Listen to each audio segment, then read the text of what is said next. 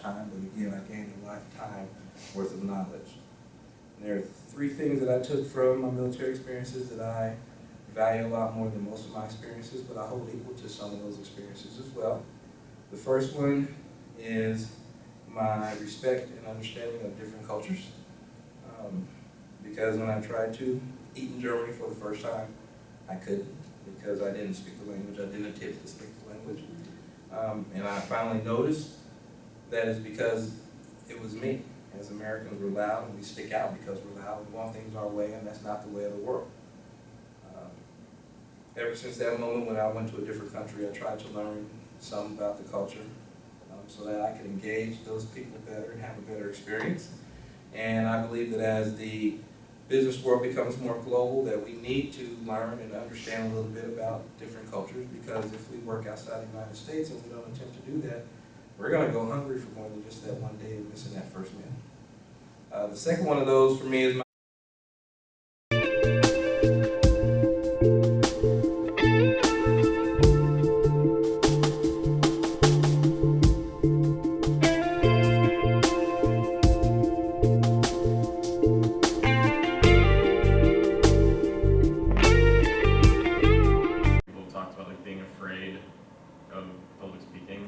and I thought I would be more afraid of this class than I was in high school because it's like college.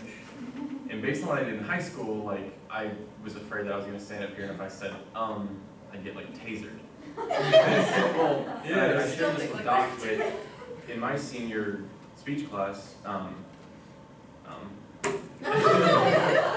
When we gave up and gave speeches, our teacher would tally how many times we said or like, and at the end of the speech would take a bicycle bell and ding us for every single time we said that.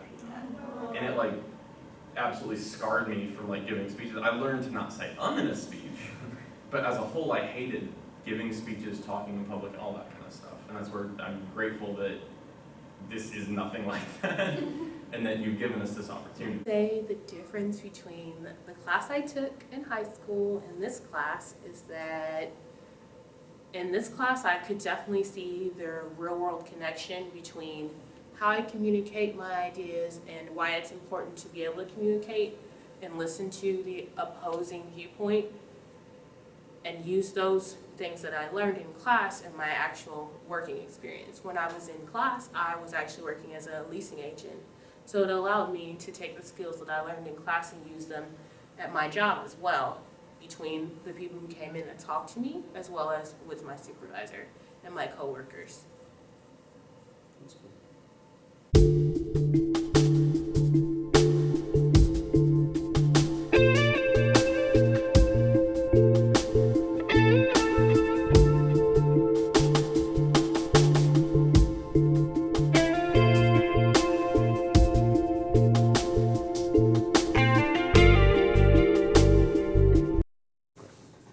I'm Emily Hess.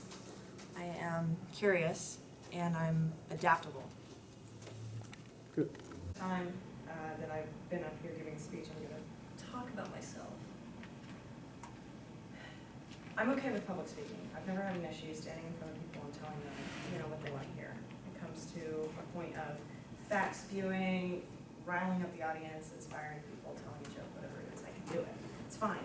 But when it comes to relating all that stuff back to me, that has been the hardest part about dealing with this class, actually. And I think I find it interesting, I guess, that Nate has said that that's made it the most personal and most easy aspect of this class is relating to yourself. But I don't understand that.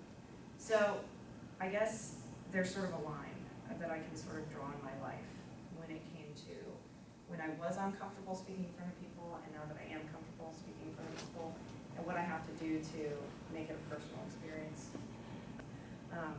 And from then on, the idea of fear is almost silly. You think that being afraid all that time and worrying for so long was just a waste of time. And everybody in here is capable and courageous and strong and hopefully level-headed about some things. And that they're capable of standing up here and giving a speech about themselves. And I feel like I'm preaching to the choir because all these people could stand up here and do that, no problem, but I couldn't until right now. Yes.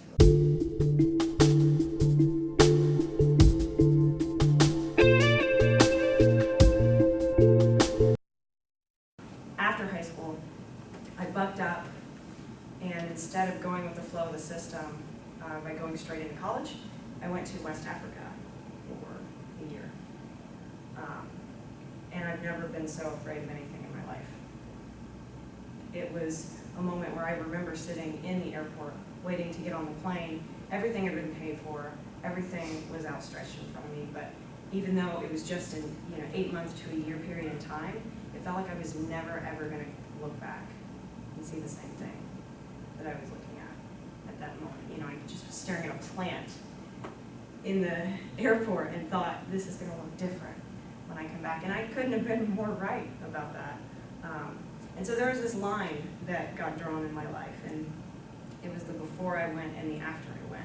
And I'll never forget how afraid I was to stand up and use my voice at that time, because that was the most important thing that they wanted us to do. They tried to teach us before we went abroad to use our voices, to write, to make videos, to do speeches, and to try to get our personal experience and our personal stories out on the line.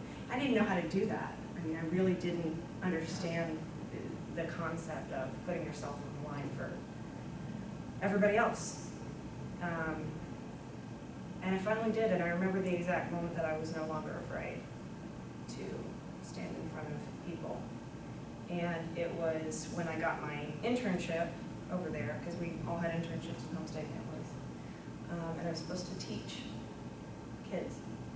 And I didn't speak French, and I didn't speak any Wolof, and I didn't know how to communicate with anybody around me. And I broke down and I cried for 6 hours.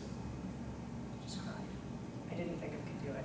I'd come all this way, I'd gotten on the plane, I'd landed in country, I had stayed a night and survived the heat and survived the food, and I couldn't do this. I couldn't stand in front of other people and teach. And then on my first day of my internship, I stood in front of a class full of faces I had never seen before, and I just did what came natural. And I've never been the same since that day.